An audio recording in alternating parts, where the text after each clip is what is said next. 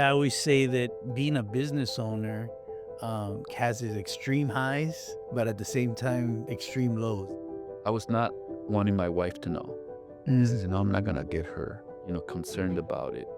But it got to a point where I says, I think I have to let her know. Yeah. Kind of need to give her a little bit of a warning. And I remember telling my wife about it. Again, I left that conversation with you thinking, man, um, he's been through a tougher time with, in this type of situation. I think people we all go through things. Times of weakness, times of strength. Sometimes you feel you can conquer the world, and sometimes you don't even know how in the world you got to where you're at. You're just gonna have to push through. And, after hearing that story from you, I wasn't really expecting you to give me that comment, or give me that advice. $12 a week, you're not going to win the world for Christ. Yeah. Pastor Lamb used to get up and say, we're going to win the world for Jesus. There was no flags in our church. I work and I tithe $12 a week.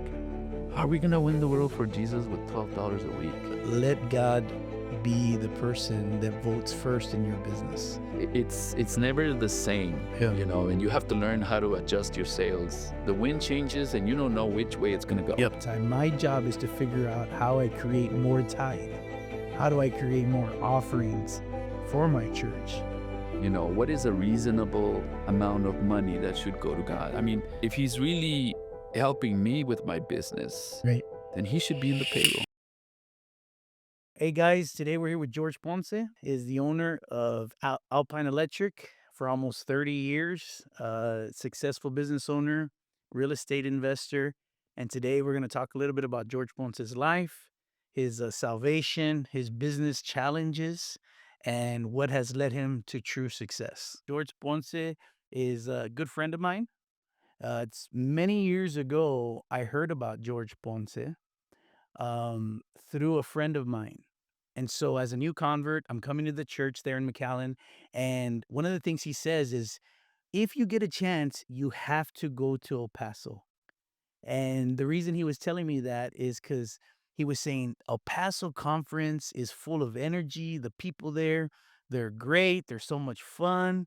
He said, and you get to meet cool people. You get to meet people that are business minded and that God has really helped. And he made El Paso conference so exciting. But then he says, you have to hear about George Ponce's life. And he starts telling me about all your business accomplishments and how God has helped you. And you came into the church with nothing, and God has really risen you up in the area of business. And so years later, I get the chance to meet you, and it's true. God has really done some powerful things in your life. Yeah, I would definitely agree.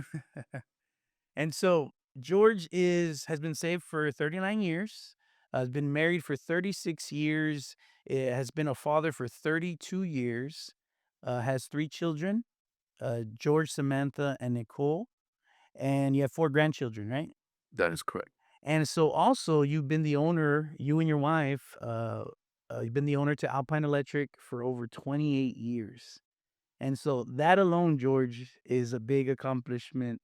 Some of the things that we would hear about you, you know, uh, you know, when they're telling your story to us, is like you gotta meet Joe, you gotta go to conference, and you gotta meet George, and you gotta go to his house on Friday night of conference. Friday night of conference at his house, it's crazy. There's hundreds of people there. It's this huge fellowship, that they do.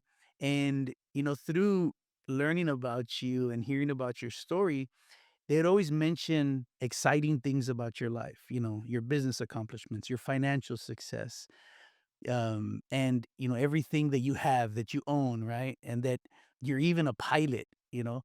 And so that sounds great to somebody that's new to our church, new to our fellowship. Again, I heard this story as a new convert or as a new believer, starting to understand that God could really help you in the area of money and God could move supernaturally, in the area of money. So to me, your story has kind of been like an inspiration. Somebody that's real in our fellowship that I could look at and say, wow, if God can do that with him, God can do that with me. But I've been a business owner for over 20 years or been in the industries that I've been. for over 20 years. And I know that being a business owner, not always the funnest thing or the easiest thing, right? And so I want to talk to you a little bit today about before salvation. What was that like? How did you get to the church? How did you get saved? Well, I'd heard about our church when I was in high school through a girl that I was dating, and we weren't. It was not a good. It was not a clean relationship, and she would invite me to this church, and she would mention, rock and roll concerts, and in my mind, I that didn't seem that didn't seem like a proper church of what I knew. My mom was Catholic, not a very good Catholic, but Um, that's how I that was my image of a church. And it seemed like rock and roll was not right, especially coming from a girl that I knew we weren't doing the right thing. And so I kind of avoided it. Um, the way I came to the church was I was in a motorcycle accident, and there was I was in a busy street. It was at night, and there was some girls that passed by, and they honked and they yelled something, and I turned around and I said something to them. And when I turned around, the truck that was in front of me had suddenly stopped, and I had to press the brakes, and it happened quickly. The bike slid, went under the truck, and I kind of skidded, 10, 15 feet behind my bike, and the car behind me almost ran me over. I mean, it was a quick thing the way this happened. People get off their cars, they tell me don't move. I'm a little bit in shock, like what the heck is going on here? And the guys that were in the truck get out of their truck. They kind of pull the truck out of their back bumper, stand it up, and they're kind of wondering what they're gonna do with it. I'm looking at my situation, and so I do the best I can to get up. One of my ankles wasn't really obeying me, and I said, "Oh man, my it was numb. It wasn't in pain, but it was numb." So I kind of skipped my way to the bike, and I don't know why or how, but I get on my bike, and the blinkers were broken, the handlebars were not straight, the light was kind of pointed towards the sky. But I get in there, and there's already a lot of people looking at me. Nobody's saying anything, and I press the starter button, the truck I mean, the truck the bike starts, and so I go, "I need to get home." That was just the way I was thinking, "I need to get home. I gotta get away from here. I just need to go home." So I tell the people to move out of the way, and they did, because I kinda moved my bike in that direction. They moved out of the way, and as I'm leaving, this lady says, "Man, somebody up there really likes you or loves you," something along those lines. It was a lady that mentioned that, and that kinda went through my ear, like, I heard it very clearly. I didn't say did anything, I just drove off, went through the back streets, went home. I was about maybe a mile and a half away from my house. So I got home, got off my bike, went to my bedroom, and I was struggling to take my boots off on the leg that was numb, and, I thought it was broken, but it wasn't. I think I just twisted my ankle. My bike ended up at the shop. About 2 weeks later, it's back out. They fixed everything. And on a Sunday morning, I remember a summer Sunday morning, I'm driving to a friend's house to get high. And so, I stop at a light, and I see a couple of people, young people with Bibles in their hands. And when I notice the Bibles in their hand, I remember the lady's voice saying, "Hey, somebody up there really likes you." And the light got green. I drove off, and that thought was like, man, if somebody up there really likes me, I'm gonna go to that church, wherever these people. I saw where they went in when I was waiting for the light, and I turned around, and I thought I was gonna walk into a normal church, and and and just say, hey, I'll stay here for the service, and then I'll be. And kind of wanted to give my gratitude in my own way. When I walked in there was a lot of young people. I mean, it looked like a high school. I was like, what are all these young people doing in this church? And they were all very active. And you know how it felt like a cafeteria in a high school. But No. obviously they weren't eating, but they were all, just doing their thing. And I found an old lady. I'm used to going to a church, or what I know of a church was a lot of old people. And so I sat next to an old person and I didn't know, but the guy comes along and it's Freddy Lozano and starts talking to Mm. this lady. And I was just there waiting and it finally started. And I don't even remember what the sermon was about, but it was Pastor Lamb. And at the end of the sermon, um, Pastor Lamb makes a call for salvation and he asks to bow our heads. I bow my head. And I remember him making a call saying, you're here, you need God, you're under the influence of drugs, and God knows that you're here, you need to raise your hand. And I'm like, wow, how did this guy know? I mean, at that time in my life, I would get up in the morning and instead of coffee, Yeah. I would get stoned. I would hit my pipe and get a few hits and I was ready to. So you were when you went into the church, you were already high. Oh yeah. I was high. I would enjoy the way back then is I would enjoy my life by having a small, you know, Dose. dose of it, and I was comfortable, I was easy going, but when I was in there, when he said that, I was thinking, "How the heck did this guy know? Who told him?" And I'm doing my mental search, like, "Man, I didn't even know I was gonna be here myself." That that impacted me. The fact that this man made that call and that I didn't even know I was gonna be in there. I didn't even know it was I mean, it was just and then I go, "This is strange." But at the end, Freddie comes up and I didn't raise my hand. I says, "No, I'm not raising my hand. I'm not gonna let everybody know I'm the drug addict guy." So I just resisted. So I went, didn't think anything of it, and I left.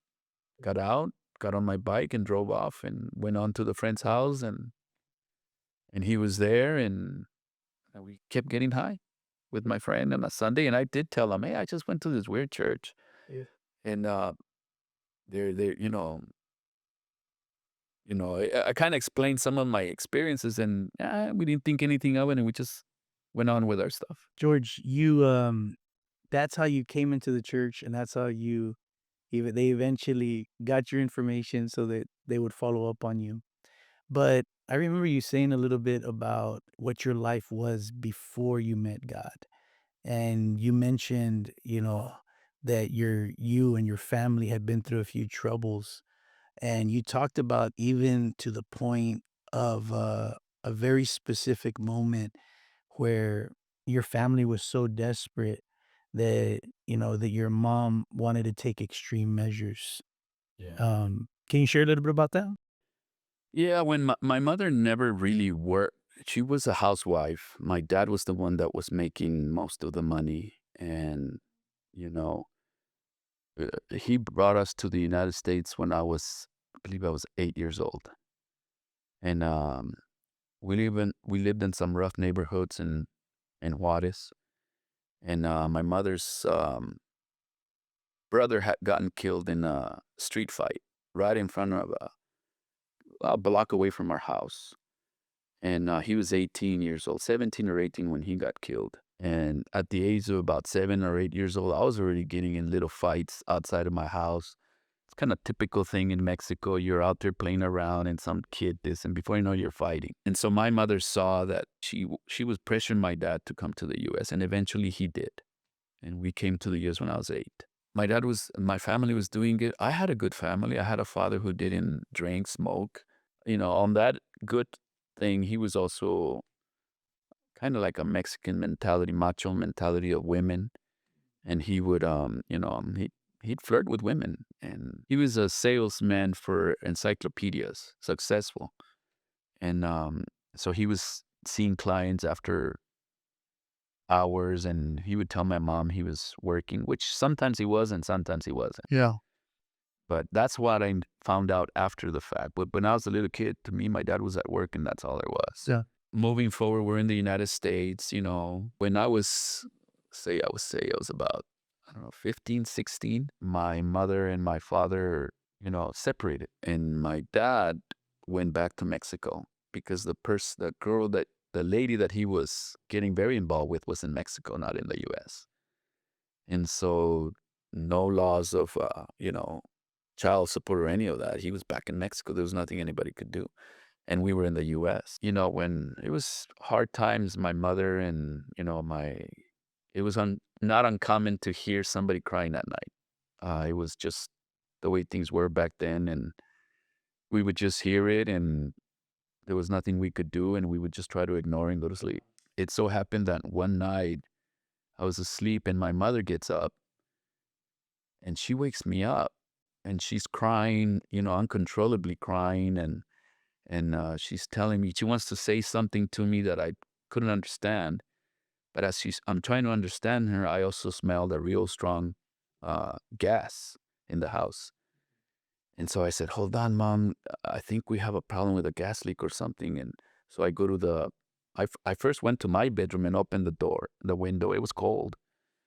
And then I went to check on the heater and that was fine. And I'm looking around, what could it be? But when I went to the kitchen, I realized the four burners were fully open and no Oh, fire. And so I'm thinking, oh my God. I started putting two and two together. So I go back to my mom and she explains to me that she wanted us all to just, you know, go to sleep and not wake up. But whoa. that was her way of fixing our problem. We had issues with mortgage payment because obviously when my dad left, he all support was cut, and my mother had to figure it out. We had to find little jobs we could after school to help out, and those were the common things back then. Just month to month, trying to come up with that mortgage money. Yeah. And that was a time in my life when I went for a walk, and I remember calling on God to say, if you're, I was just calling on God and saying, if you're out there, help us. These things are, you know, I just remember calling out to God. Yeah. And finally, when, I had pretty much said what I had to say to him, I just kind of walk in and just told my mother, we'll figure it out. Yeah, so it's evident that you guys grew up in tough times with many challenges. Yeah. Yeah. George, you mentioned that Freddie Lozano, you ended up at the church. Freddie Lozano gets your phone number, your address. Um, when you started coming to the church or after that, um, how did you lock in? How did you, was it something quick that you just decided, hey, after a while, I like this church, I'm just gonna, or what was that process like? I do remember calling in my way, calling on God, like I said that day, and I felt that God heard my prayer and he started to move. And I started remembering when I heard Pastor Lamb say what he said, I would go home and consider that. Like, how did he know? It had to have been God. And then some things Freddie would tell me were like, you know, like, you know, God's got something for your life. God wants to do something special in your life. God has something for you. And he would say it with this faith Yeah. that it made me think like, what is this guy talking about? Nobody's ever said things like that to me.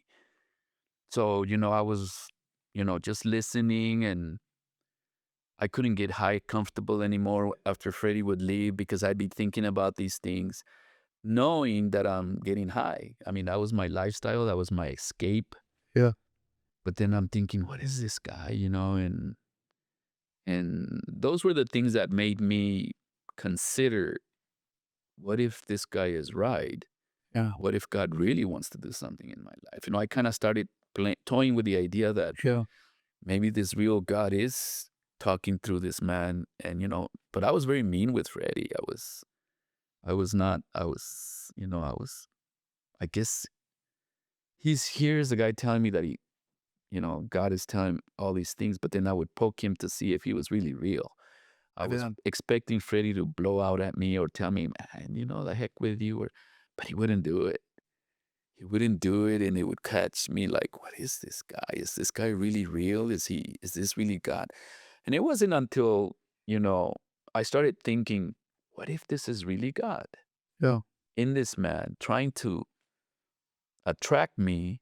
And, and here I am blowing him off or mistreating him. And I started kind of feeling, at sometimes I would feel guilty, but at another times I would like, part of me was saying, man, if I go here, I'm going to have to let go of this. I'm going to have to let go of that. And so I was kind of wondering what I was going to do. Yeah. And, but then I would start feeling guilty about the way I would treat Freddie because Freddie was always being good to me. Yeah.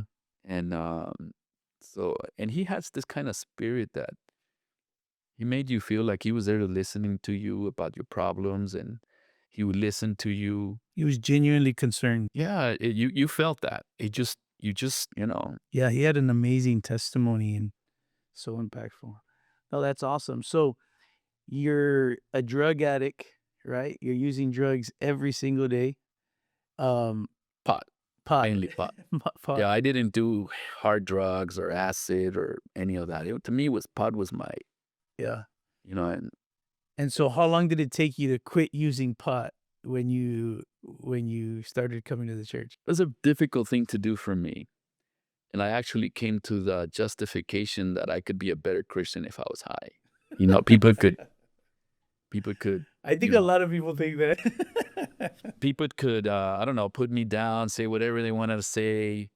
It was like, no problem. I can handle it. I'm not going to get upset and this is going Yeah. to be good. So, but I kind of figured, well, they don't understand it. So I kept getting high after I made a commitment with Freddie to start going to the church to every service. And I would even read my Bible high and, I was basically doing the Christian thing and getting high. You mentioned I that would do that often. you mentioned the story about your brother telling. Yeah, Freddie would come and pick me up to go to church, and that one Wednesday he came early. He was waiting for me to get out of the shower, I mean, out of the tub with the music, and, he would be talking to my mom, and then eventually he talked to my brother, and my brother told him, "You know what George is doing in there?" And Freddie says, "Well, he's getting ready to go to church." He says, "No, he's in there getting high." And Freddie didn't believe him. He says, "Nah, he's not doing that." "Yes, he is, Freddie. Ask him." And, and so when I'm ready, getting ready, "Okay, Freddie, let's go." And he says, "Hey, I need to talk to you." He sits me down and he says, "I gotta talk to you about something." And I said, "Sure, what is it?" And he says, "Brother, Christians don't smoke pot, don't do drugs." And, I took a deep breath. I guess I was a little bit surprised at what he said, and I must have breathed in a certain way that whatever smoke was in my lungs came out of my mouth as I told him, "I'm not smoking pot." But the smoke comes out and hits his face. I see the smoke kind of hit his face and Wow. and when I saw that, I was like, oh my God, here I'm telling this guy I'm not using drugs and smoke's coming out of my mouth. And I felt very convicted and I didn't know what to say. Freddie just stayed quiet. And I just get up, I go to my room where I had put my stuff and I gave my pipe and my bag to Freddie. And I says, "Look, Freddie, here it is. Let's go to church. I don't want to see these things again." And we left the church, and that's the day that I felt I really consecrated my life to God and said, you know, "I'm done." Yeah. Wow. So you start coming to the church, you finally say, "Hey, you know what? I'm done with drugs. I'm gonna do it. I'm gonna do the Christian thing right." And so how did you go from just being a church member, a worker, to eventually opening up a business? Like, what was that process like? What inspired you, to say, "Hey, you know what? I want to be a business owner." It wasn't in my radar at all. Like I said, I thought I was going to be a worker for the rest of my life. I didn't mind that. I mean, to me, it was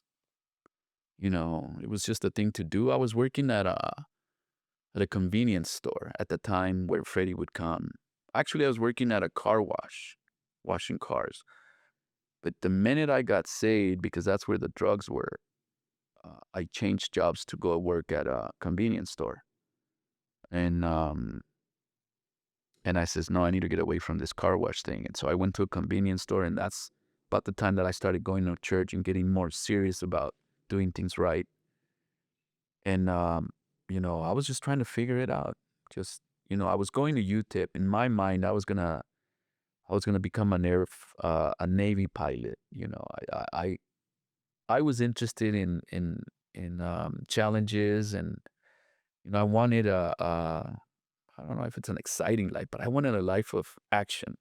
Yeah. You know, to keep me interested, and I thought that being a Navy pilot was a very exciting thing to do, and I was kind of working towards that. I was actually in Air Force ROTC in Utah, doing good, getting good grades, learning a lot about military, in college, and I loved it. The problem was the money at home, and eventually I had to stop going to UTEP because we were getting, during that time we were getting heavily into. My mother needed more money, and all I was doing was part time. And so I decided I'm going to put my college on hold and work full time. But, it seemed like it wasn't enough. You get behind financially with your situation at home with my mom.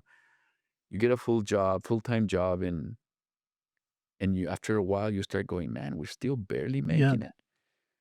So another idea that I came up at the time was tell my mom, hey, I was 17 and I says, let me get into the military, and I will do the minimum for me and send you as much as I can on my check so you can pay the rent, I mean, the mortgage, and help my sister and my brother out, kind of get them through.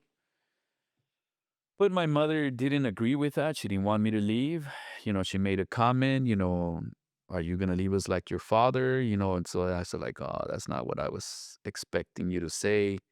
I thought she was going to think like me. Yeah, go take care of that. And then I'll figure out with your brother and sister. But she wanted me to stay home, deal with my brother and sister, bring money, basically be the man of the Yeah. house. I was 17 years old, and I'm thinking the only way I Yeah. can do that is get in the military. But she was like, no, you're not going away. You're going to stay here, and we're going to figure out here. So that's what I was doing at the time. And that's one of the reasons why I had to get out of college, Yeah. because I had to say, well, I'll put that on hold until we get ourselves Financially stable. financially, But starting a business was not nowhere in my radar. Yeah. Uh, until after salvation and getting serious with God, you know, basically, again, there was a lot of young people in this church, and a lot of us were thinking we were going to be pastors because that's the preaching you would hear. Yeah. Come, get saved, give your life to God. And your life to God essentially going out and preaching the Yeah. gospel. That was very common, the preaching.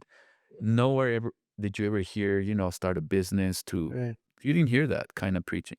I remember one time you mentioned to me that somebody came and did like a business class or something like that. Yeah, there was a guy from Tucson Church, Oh, and I do remember the last name. I think his last name was Goldberg.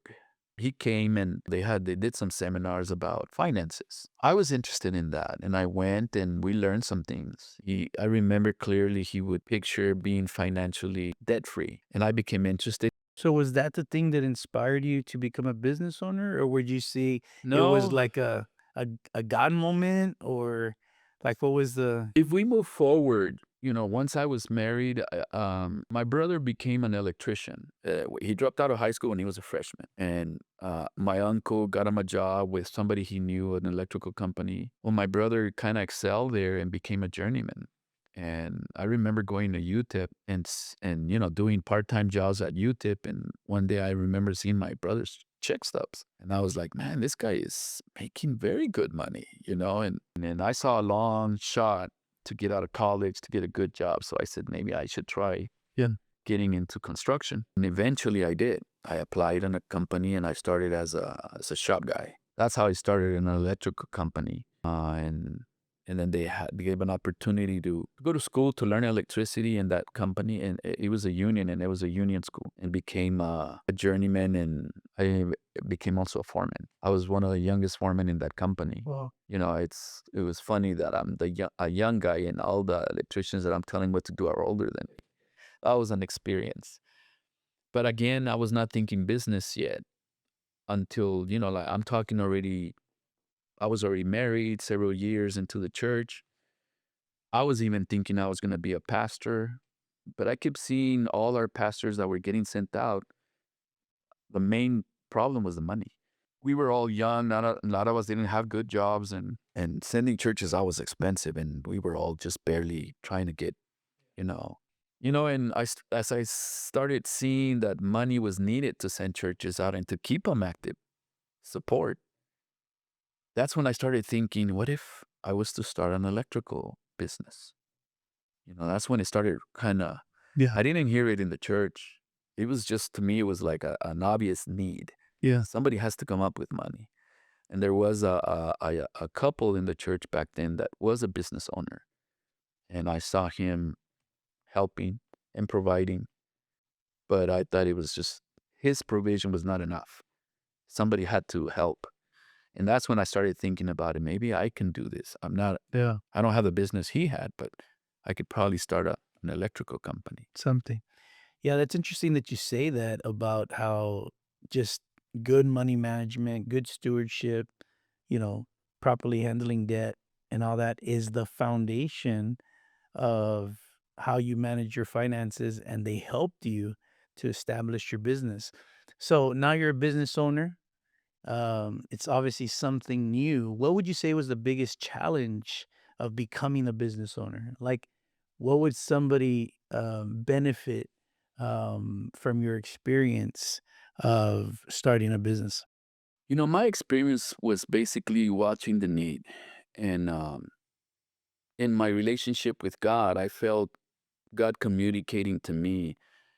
Um, Whenever you hear the preacher say anything about, you know, pastoring a church, pioneering, you're going to do the same thing. You're going to pioneer, Mm, but a business. Apply it to your life, but accept it's for business. yeah. So I felt like, okay, I was going to go start a church, but it was not a church, it was a business. And like them, my friends, they didn't know anything about what they were getting into other than what they saw the pastor do. Yeah. And so I didn't know anything about business, but I had, um, this couple, and I was in his Bible study, and I would hear him talk about his business, and so I kind of would relate a little bit to where I was going, Yeah. and started getting ready for that.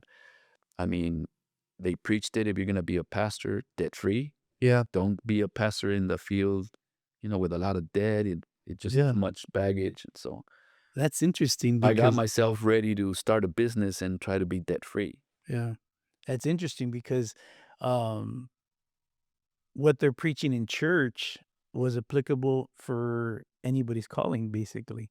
Yeah. You weren't gonna be a pastor, you were gonna be a business owner, but you could apply God's word and God's principles to be able to help you. And I think that's, when you talk about real success, long-lasting success, for us, there's no other option. If we're gonna build a business or we're gonna have long-lasting success, we're gonna have to base it, on God's principles, which is, very evident, the in what you have done, with your business. George, when you think about your business, do you ever imagine that it would be what it is today? I know we mentioned that you've had your business for over 28 years, but you've also been a real estate investor for many years as well. So you've been able to diversify into a different industry. Is what you imagined when you started your business? Not at all. No, not at all. I mean, it was small things. It's difficult because there's a lot of mental attacks when you first start. I'm sure, Yeah. you know, pastors can relate. They're going to a place, start from scratch, nobody there, everything. That's how you feel when you start a business. You're everything. Mm. You're the, on my case, I'm the electrician, I'm the owner, I'm the materials, I'm Yeah. the guy that talks to the customer, gives the estimates. You do it all. Yeah. And don't even know if I'm pricing things correctly, don't know how much to Yeah. charge per hour, don't know anything about taxes, all those things were very intimidating. But, you find encouragement in God. Yeah, I remember you saying something about when you started, how you started. You'd go from, you have to go from your regular job, to working on the side. Can you share that? Yeah, I I studied hard to get my master's first because I knew that I couldn't start a business if I didn't have my master's electrical license. That's what's needed to have a business. So I would remember coming home and studying. Had two little kids in the house, running. I get home, they want to be with me. So I'm studying, playing with them a little bit, studying, trying to concentrate. And as we were getting closer for the test, I remember telling my wife, I need to get out of the house. The kids won't let me. So I would go to a village inn, get a cup of coffee, and just study there. And no distractions, just study. And I'd be studying, studying, getting ready for this test, and just trying to get soaked in into. It's an 8-hour test. Back then, it was an 8-hour test. They give you 8 hours to take your test, two tests. First one in the first 4 hours, you get a break, and then the second one, the other 4 hours. And I think it was, I don't know if it was 100 or 200 questions, but it was a lot of questions. And I think you needed to get a 75 to pass. And I mean, I'm over here studying, studying, getting my as much as I could and praying, a lot Yeah. of praying. And finally, the day comes, I take my test and I pass it on the first shot. I pass it by 2 points. If it was a 75, I got a 77. Well, If it was a 70, I got a 72. I go, man, 2 points, which was either one or two questions out of these hundreds. I could have easily missed it, but I passed it. yeah, So I was excited that I got it. I came, I told my wife, hey, I passed it. So now it became evident you can start a company. yeah. But I didn't have the finances. We were not in debt, but I mean, it was just the license. So I was going to work. I was a foreman. And I had a truck. And so I started getting it ready to do. And I did open a company and started announcing myself in you know, little papers that they would pass out in neighborhoods, Yeah. and so I had a beeper and they would send a message and I'd call in my lunch or after work, I'd call them back. And when we were getting a little bit busier, I had already developed a truck with ladders and tools, but I couldn't take that to work. I mean, I'm in the union and you're not supposed to be doing side work, The union does not want people doing side work. But my way was, how am I ever going to start a company if, like it's impossible if you just say, okay, I'm going to start a company and you quit your job. Yeah.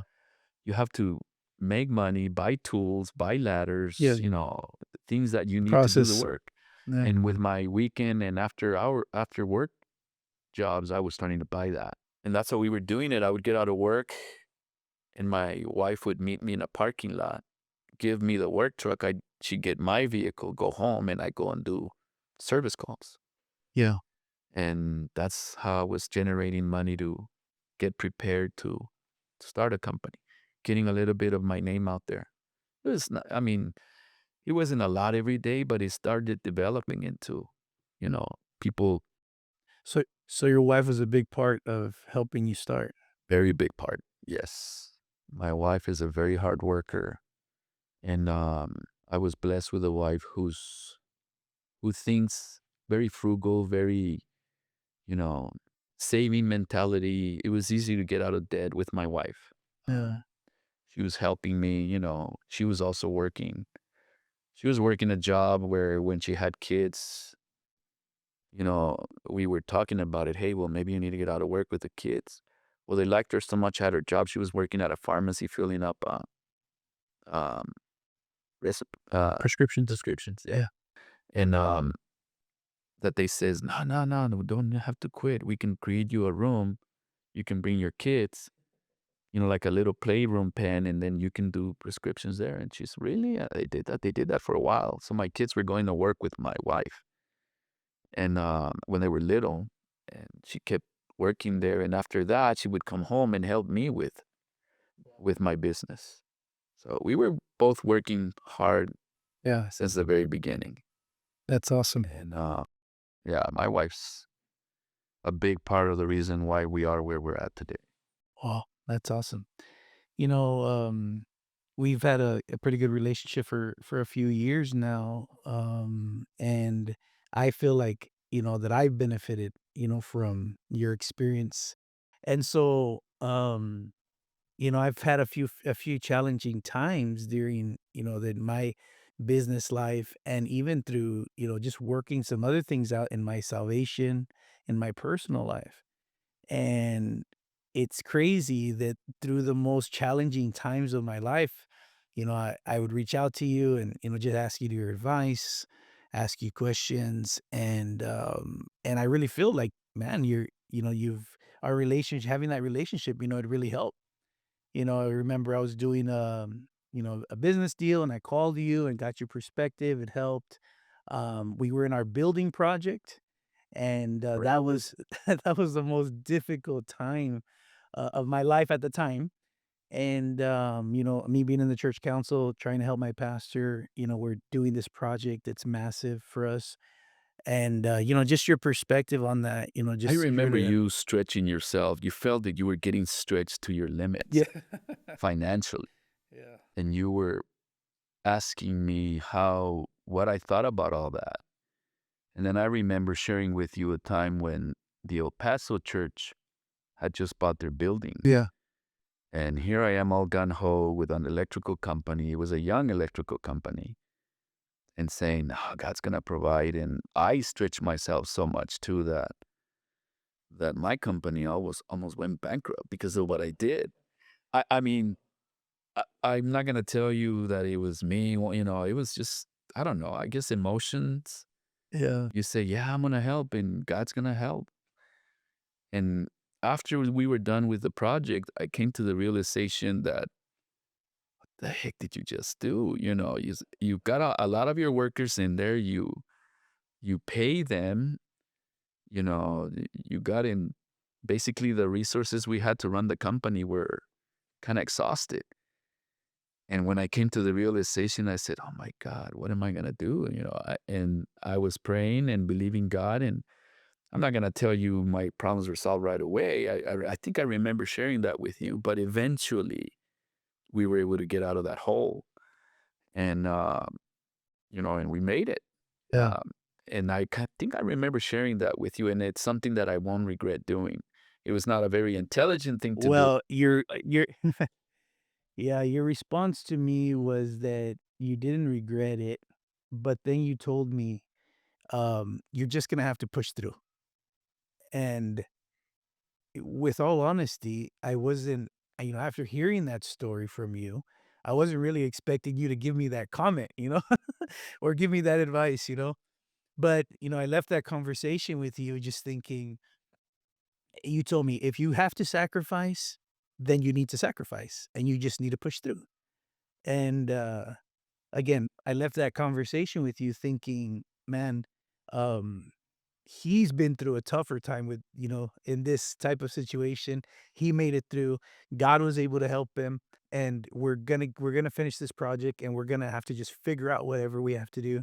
Because at the time I'm just, not only as our family helping, financially, like our whole church is, everybody's involved 100%. But also, I'm trying to help pastor, do the project management side of it, and so it was a really tough time. But another time, that I can remember is, when I went through this whole thing with anxiety, back in 22. I'm out, I'm not going to work, I'm not leaving my house. And, during that time, man, you're there encouraging me, helping me. But then you mentioned about a time that, that you also went through a season like of depression where, the medication was being pushed on you. And that was my big struggle, right? I was like, man, I'm trying these medicines, they want me to be on them, to depend on them. And, that time also was pretty helpful. I think we all go through things, times of weakness, times of strength. Sometimes you feel you can conquer the world, and sometimes you don't even know how in the world you got to where you're at. and, and the time that I would go through what I went through, it's difficult to describe because, you know, it's like all of a sudden you're feeling things that you never felt before. You're wrestling with things you never wrestled before, but you start thinking very negatively, Mm, and it seems like you can't get out of that. yeah. And you're wrestling with it. You feel lonely. You feel like, just your thoughts and everything is so different than what you're normally used to. But it's not like you can just flip a switch and go back to where you were. It's like you can't get out of this situation. It's a little rut. And in my relationship, I would ask God, God, what's going on? I'm in a situation that I don't understand. Why am I going through this? Is this another test? How am I supposed to handle this? Yeah. And I remember when I went through that, I was not wanting my wife to know. I Mm, said, no, I'm not gonna get her, concerned about it. But it got to a point where I says, I think I have to let her know. yeah. I said, I need to, so that if she's not surprised if something goes wrong or something, kind of need to give her a little bit of a warning. And I remember telling my wife about it, saying, you know what, I don't know why, but this is what's going on. I feel this way. And I think it was good that I shared it with her because now she's aware, she's praying for me, and she's more conscientious of my reactions and my behavior, and she starts to understand. So it was good Yeah. that I did that. And mysteriously, it kind of went away. Yeah. It took some time, but it went away. For me, it didn't get so bad that I had to reach out to even my pastor or somebody. It didn't get that bad. Yeah. I think one of the thing that, helped me the most is that, you were presented with the opportunity to take medication, from your True. doctor. I And did tell the doctor, you're right. Not only my wife, but I did go to a doctor and I mentioned it to him yeah. and he gave me some pills. Yeah, and at that time, they had already given me, like, 8 different types of pills. They'll mention that. So I was like, "Man, if George got out of it without medication, that's something that I needed to contend for." But, I mean, that just shows the type of challenges that we go through. A lot of people, when they hear about your life, they hear about all the positive things, they can see it's evident, right? It's not like, you can hide this, success, right? See, you have a nice house, you know, you guys drive nice cars, you got a plane. Um, and one of the things, that it was mentioned is, man, this guy's even got an elevator in his house. But the reality is a lot of people don't know why you have an elevator in your house.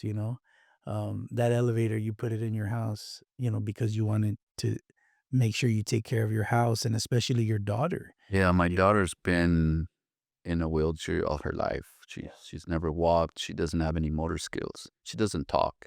Yeah. And she's 28 years old right now. Yeah. So, yeah, that's why we did that. What you mentioned, I think it's God. Um, I mean, I think it's the way God works. People, like you say, people hear about me and things like that, and it attracts them, Yeah. because that's just the way God starts steering you in a direction to do his will. Yeah. And I remember I would talk to God and I would tell him, I don't want a boring life. I don't want to be a guy that just like basically, I didn't want to be like a robot. Like to me, religion is like a robot. You go to church, Yeah. you go through the motions, you pray, and there's really nothing real there. My relationship with God was like, I'll serve you. But from reading the Bible, you're a God of action. There's always something going on. And then sometimes it's not problems, sometimes it's blessings. Yeah, I always say that being a business owner, has its extreme highs, but at the same time, there's extreme lows, and a lot of times people don't see the lows. George, what would you say is your biggest contribution to the success that you've had with business, the success that you've had, financially? My biggest contribution. Yeah. Yeah, would you say that it's stewardship? Would you say that it's All right. trusting Yeah, God? Would you say absolutely. Absolutely. I'm in business because of my salvation. I don't know if I wouldn't have gotten saved, I don't believe I would ever been a yeah, businessman. Even if my life would have somehow gotten a little bit better, I would have been a worker somewhere working for somebody doing yeah, whatever. But the idea came because of the need in our church and talk with my wife, and we agreed we were gonna look into it, do it, and if it was God's will, we were gonna follow through. And we have till this day. That's still our thing is we're doing this because, you know, that's what we do in our church. yeah, And so being open, praying, looking for direction, looking at the Bible for guidance, Yeah. financial, it's all tied in. Financial, family, if you're having trouble at family, it affects your business. Yeah. You know, I mean, unless you completely ignore it and let it get trashed, then you just nothing but your business. You can be a successful business in a horrible family. Yeah. For sure. But obviously, God has expectations of us and He wants us to Yeah. be good across the board, not just on one end. Yeah, being your friend, having a relationship with you, talking to you, hanging out, seeing your life. I think that's one of the things that, that I can say that I appreciate about your life is that when I see your life, I see the challenges, that you faced, I can tell that your life is full, that, you have a great relationship with your wife, you know, you have obviously financially you're doing very well. And there's all these elements of your life that are in place. You love your church, great relationship with your pastor, and so your life looks full, like there's nothing lacking, and there's nothing that you need, and that's awesome to see. One of the my favorite scriptures is, when God blesses you, he adds no sorrow to it, and we know of many people, or we have many examples in our life in the world of people that have all these things, but at home, it's just you can tell that their lives are falling apart. And so I want to ask you a question though. Um, if there's somebody that is maybe watching this, that this podcast will get to, that is maybe thinking about opening a business, or maybe has felt, oh, man, there's a need, or I'm inspired a little bit, but they're scared to do it. They're scared to open a business. What encouragement can you give them, or what could you tell them? By my experience in my life and what I know would be, let it be the will of God. Yeah, Why are you in this world? Try to find that. And if it is business, then go for it. And get if that is something that that is for you to do, then do it. you know, That's what it was for me. I saw the need. I didn't hear God telling me you're going to be a business owner. You know, um, I just saw the need, and I basically in my prayers asked God, if you want me to go in this direction, I'm going to make an effort. If you help me, then I'm going to help the church. yeah, That was it. And I believe it is His will for my life. yeah, I don't believe His will for my life is to be a pastor. Sometimes people say, well, sell Alpine and this and become a pastor. You would be a very good pastor. And I talk to God about it, and I says, what do you say to that? I said, if you want me to, it's got to be you, I tell him. I don't want to make a decision based on, if you want me to do it, I'll do it. But I got to be 100% sure that it's you. yeah, Basically, I want to test. If I hear something, I'm gonna ask if it's really you. I need to see that it's you, and we'll do it. yeah, But no, basically what I hear is you keep doing what you're doing, and and basically let me take care of whatever else needs to be take care of. yeah. Well, But that's what I would say to somebody that's thinking about it. yeah, If you're called to be a pastor, be a pastor. If you're called to be a pillar in the church, be a pillar in the church. And, you know, take care of your heart by having a good attitude no matter yeah, what you go through. yeah. That, to me, that's the key. Have a good attitude about whatever it is God wants you to do. But if it is business, then None. obviously give yourself to that.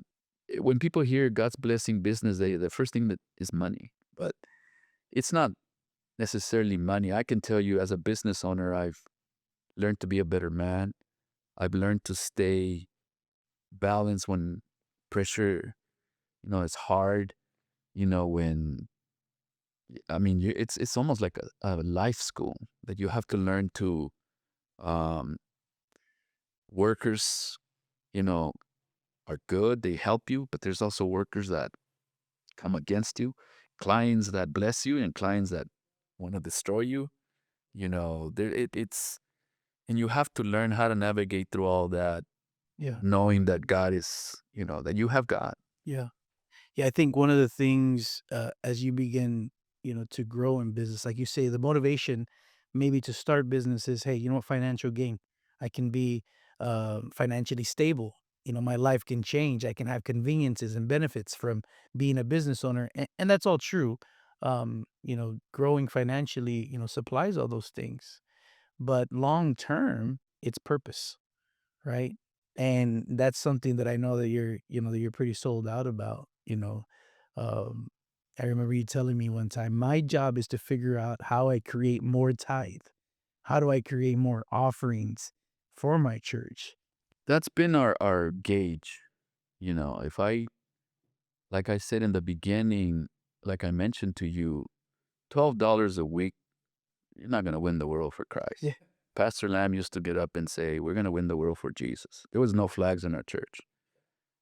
And I would look around and say, "Well, I don't know. They don't work. They don't work. They work. They work. I work, and I tithe $12 a week.